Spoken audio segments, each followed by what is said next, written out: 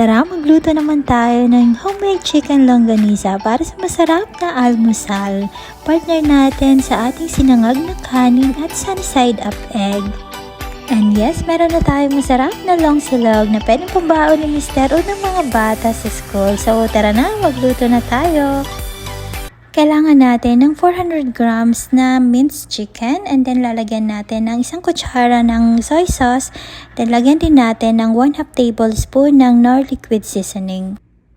Then maglalagay din tayo dito ng 2 kutsara ng cornstarch.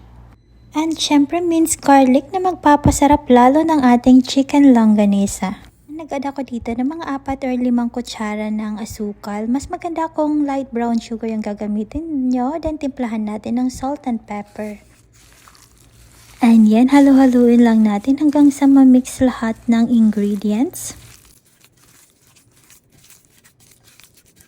And naisipan ko pala guys maglagay ng chili garlic sauce dahil wala naman akong hot sauce para naman spicy yung flavor na ang ating chicken longganisa at magkaroon na din ng kulay.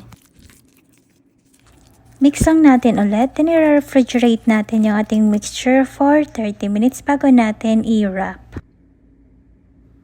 And dahil wala akong piping bag, so naisipan kong ilagay siya sa sandwich bag. Yun yung gagawin nating piping bag. Lalagay natin yung ating chicken longganisa mixture.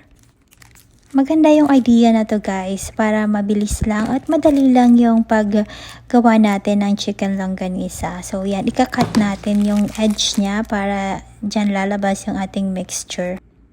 Dalawang way ng paggawa ng longganisa yung ginawa ko dito guys. Yung isa sa isang wax paper, ilalagay lang natin yung ating mixture, then ipo-form na natin yung ating longganisa. I-roll lang natin ng ganyan.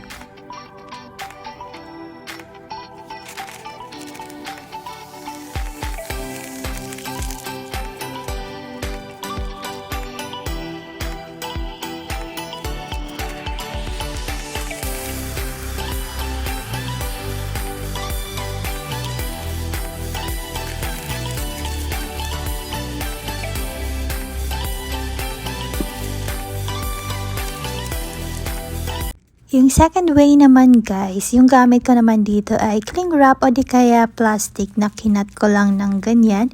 Then ilalagay natin yung ating longganisa mixture, then iti-twist natin yung end para ma-seal yung ating longganisa. And feeling ko guys, mas madali yung sa plastic kaysa kanina doon sa wax paper. Pero both ways naman guys ay pwede. So yan na nga guys yung nagawa nating chicken longganisa. I-refrigerate lang natin to overnight. And yan, i-fry na natin yung ating chicken longganisa sa low fire lang guys kasi may sugar siya so madali lang siyang masunog. That's it for today guys. I hope you like my video for today. If you want more yummy recipes, please do like, comment, and follow for more. Thank you for watching and tara, let's eat!